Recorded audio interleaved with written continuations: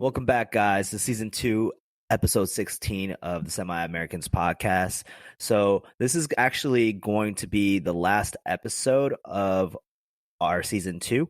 Yo, we made it. Yeah, we made it. 16 episodes in, right? 16. So yeah, I mean, after this, we'll be taking a short break and then following up with season 3. So hopefully you guys don't miss us for too long.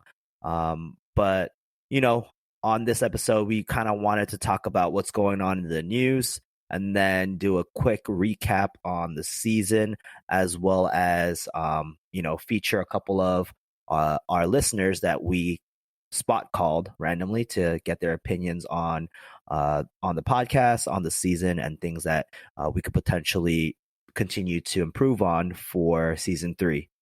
So without further ado, I will pass it over to my co-hosts, Emmanuel Tai and Eduardo Ramirez. Yo.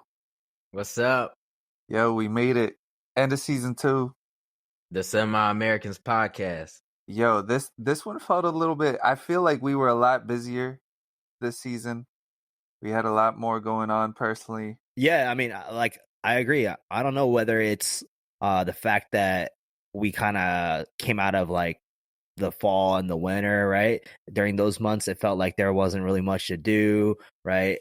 It was getting dark really fast, right? But now that it's getting warmer, there's more things to do. I don't know. Personally, for me, work's been picking up like crazy.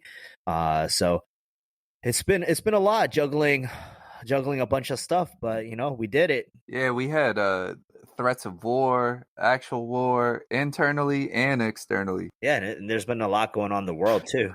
Yeah. Yep. And then Manny's been super busy with his schedule. I mean, dude's been 4 hour leaves. Yeah, working 2 days in a row. Hey, it has been a busy week though. I think with the breaking news, what was it? 2 nights ago, I think, is when it first leaked, with the Supreme Court decision that they will likely overturn Roe v. Wade. Right? I think it was 2 nights ago. Yep. It's caused a lot of uproar, a lot of concern. Yeah, a lot of concern. You're seeing a lot of posts about it on social media. It's something that's going to affect a lot of people. So I think it's only right that we make it a point to discuss or bring up our perspectives on it. I know you wanted to kind of get into that, Eduardo. Do you want to kick it off? Did you give us a little background on what the potential, consequences, I don't know if that's the right word, would be of if the Supreme Court overturned that ruling?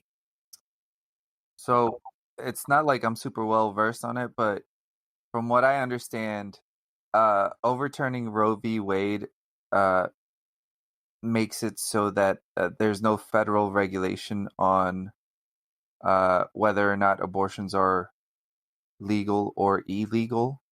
They would basically leave it up to the states to decide. Mm-hmm. Now, from a couple posts that I've seen, I haven't really read into it, but we've seen the Texas law. I think there's another one in Tennessee.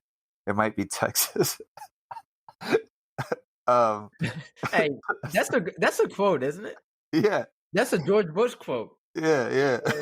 I knew it. I knew I heard it somewhere. No, but there's the Mississippi one. But there's a couple states. I think it's somewhere around 13 states that have these trigger laws in place that if abortion is not protected on a federal level, that states would immediately make it illegal to have an abortion. So right now, there's a couple states that have these laws that make it nearly impossible, right, to have an abortion. But with no federal protection in place, they would make it illegal outright. So that affects people in those states. And so when you say illegal, there's different degrees of certain things being illegal. Like what's the criminality of it? Is it like, wearing a seatbelt? Not wearing a seatbelt is illegal, but plenty of people don't wear a seatbelt. Sometimes I might forget. What's the penalty, right? In these states, right? Like if a female that is looking to have an abortion goes through with it, right? What would be the penalty? I'm not entirely sure. I think it would be more illegal from a medical perspective. So if the medical practitioners wouldn't be able to perform those procedures in those certain states. That's kind of what I understand from it, right? Like, could they technically go and prosecute somebody that has an illegal abortion and charge them with a felony? That's something that I don't know, like, depending on the state, I guess they have their own laws as to whether or not they would prosecute somebody that has gone through with an abortion with a felony. Like, that's crazy to me. I mean, just from speculation, but yeah, one of the things that we were talking about pre-production was, and I saw this somewhere else, like, rich people and politicians are still going to be able to have their mistresses fly out to another state and have abortions. It would be, It's not the number of abortions that really changes when something like this gets overturned. It's the number of safe abortions. Right. Yeah, it's the access to safe abortions that people